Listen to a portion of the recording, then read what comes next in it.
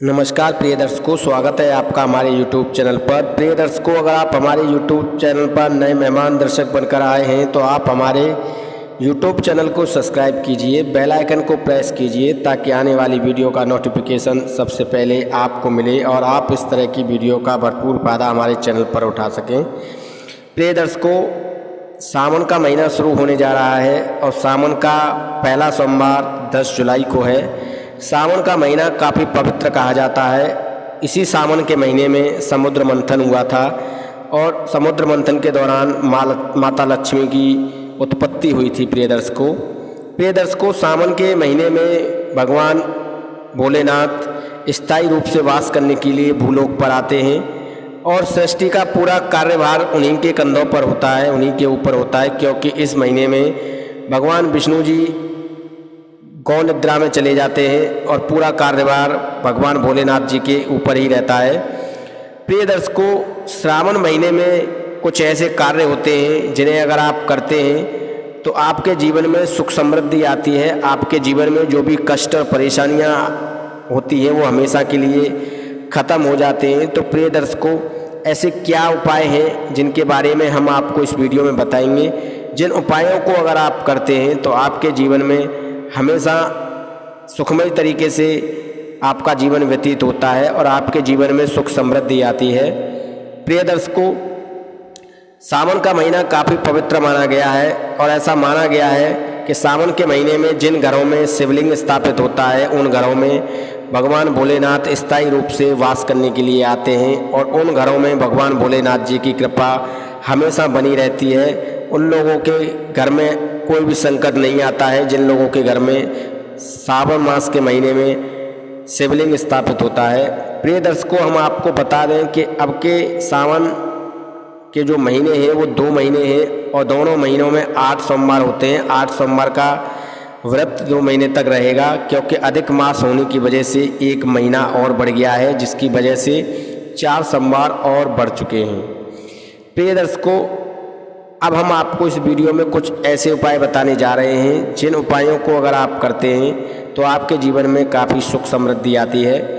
प्रिय दर्शकों, शमी का वृक्ष आपने देखा होगा। शमी का वृक्ष भगवान भोलेनाथ और माता पार्वती का अनुरूप माना जाता है, दोनों का मिश्रण माना जाता है इस पेड़ में। और इस वृक्ष को दर्शन करने के बाद ही, इस वृक्ष को छूने के बाद ही भगवान श्री राम ने लंका पर विजय पाई थी, रावण पर विजय पाई थी और पांडवों ने भी अपने हथियारों को छुपाने के लिए इस वृक्ष का ही सहारा लिया था। इस वृक्ष पर ही पांडवों ने अपने हथियार छुपाए थे। तो प्रिय दर्शकों, शमी के वृक्ष पर जो महिलाएं सोमवार के दिन 1-2 जोड़ी चूड़ियाँ बांधती हैं या फिर रिबन बांधती हैं तो उन महिलाओं के जीवन में सुख समृद्धि आती है। उन महिलाओं के जीवन में जो भी कष्ट उन्हें घेर कर रखे हुए हैं वो कष्ट हमेशा के लिए ख़त्म हो जाते हैं। और जो व्यक्ति प्रदोष काल में यानी कि सायंकाल के दौरान इस वृक्ष के दर्शन कर लेता है या इस वृक्ष को पूजता है, उस व्यक्ति के जीवन में कभी दुख दरिद्रता नहीं आती है, उस व्यक्ति के जीवन में कभी संकट नहीं आता है।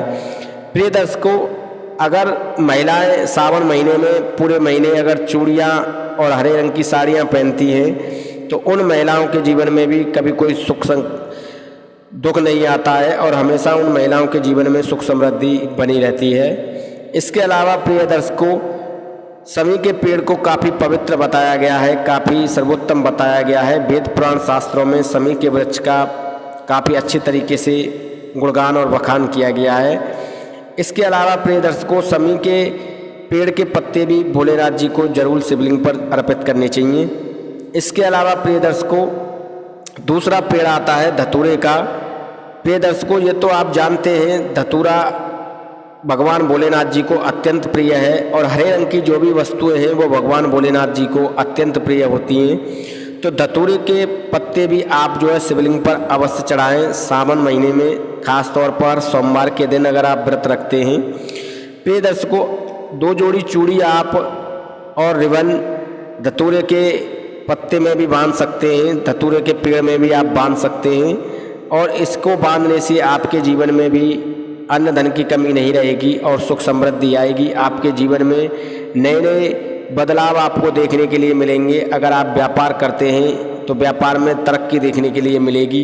अगर आप नौकरी करते हैं तो नौकरी में आपको प्रमोशन देखने के लिए मिलेगा।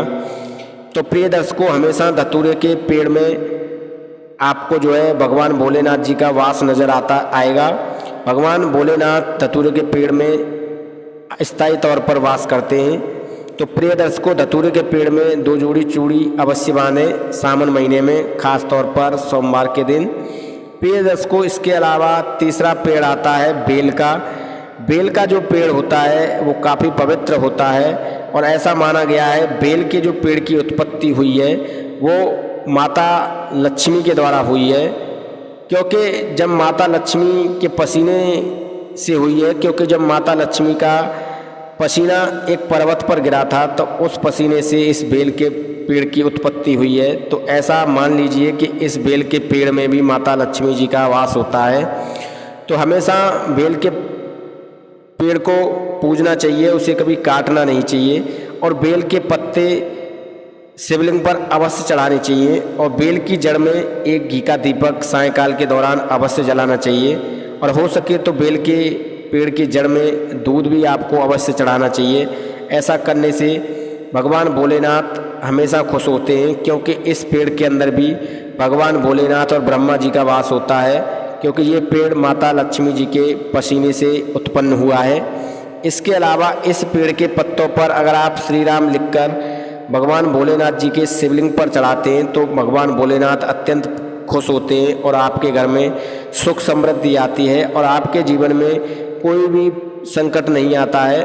प्रिय दर्शकों, अगर सायकाल के दौरान अगर आप वेल वृक्ष के नीचे एक घी का दीपक जलाते हैं और दूध चढ़ाते हैं तो आपके सभी पाप और विकार नष्ट हो जाते हैं। जितने भी तीर्थों को आप पूजते हैं, स्नान करते हैं, जितने भी तीर्थों में आप जाते हैं, उन सभी का पुण्य आपको इस पेड़ की जड़ में दीपक जलाने से मिल जाता है। और इस पेड़ पर भी अगर आप 2 जोड़ी चूड़ी बांधते हैं, महिलाएं खास तौर पर इस पेड़ पर अगर 2 जोड़ी चूड़ियाँ बांधती हैं हरे रंग की या हरे रंग का फीता बांधती हैं, रिबन बांधती हैं, तो उन महिलाओं को सौभाग्यवती होने का भी आशीर्वाद मिलता है। वो महिलाएं हमेशा सुहागिन होती हैं। तो प्रिय दर्शकों, इस तरीके से जो है आप सावन महीने में इन बातों का ध्यान रखें और सावन महीने में इस बात का भी ध्यान रखें कि आपको व्रत के दौरान और हो सके तो पूरे सावन महीने अपने घर में प्याज लहसुन का उपयोग नहीं करना है। किसी को प्याज लहसुन नहीं खाना है। प्याज लहसुन को वेद पुराण शास्त्रों में गलत बताया गया है। और तामसिक भोजन का भी प्रयोग नहीं करना है। जो व्यक्ति तामसिक भोजन मांस मदिरा का उपयोग करते हैं उनसे भगवान भोलेनाथ हमेशा क्रोधित रहते हैं और उनके जीवन में कभी सुख समृद्धि नहीं आती है। उनके जीवन में हमेशा कष्ट बना रहता है। भगवान भोलेनाथ की कृपा उन लोगों को कभी नहीं मिलती है।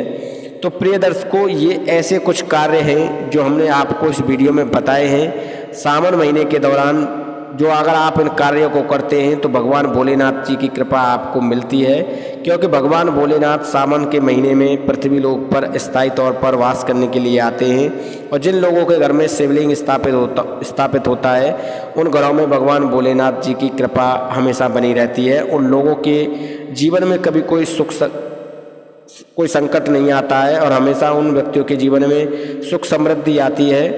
तो प्रिय दर्शकों, ये थी कुछ ऐसी महत्वपूर्ण बातें जो हमने आपको इस वीडियो में बताई हैं। हम उम्मीद करते हैं जो जानकारी हमने आपको इस वीडियो में दी है वो सही है और आप इस जानकारी से ढेरों लाभ उठाएंगे। प्रिय दर्शकों, अगर आपको हमारी वीडियो अच्छी लगी है तो आप हमारी वीडियो को 10 लोगों तक ज़रूर शेयर कीजिए, ताकि वो भी हमारी वीडियो से ढेर सारा ज्ञान अर्जित कर सकें और अपने जीवन को सफल बना सकें। प्रिय दर्शकों, अगर आप हमारे YouTube चैनल पर नए मेहमान दर्शक बनकर आए हैं तो आप हमारे YouTube चैनल को सब्सक्राइब कीजिए, बेल आइकन को प्रेस कीजिए, ताकि आने वाली वीडियो का नोटिफिकेशन सबसे पहले आपको मिले और आप इस तरह की वीडियो का भरपूर फायदा हमारे चैनल पर उठा सकें। धन्यवाद, नमस्कार।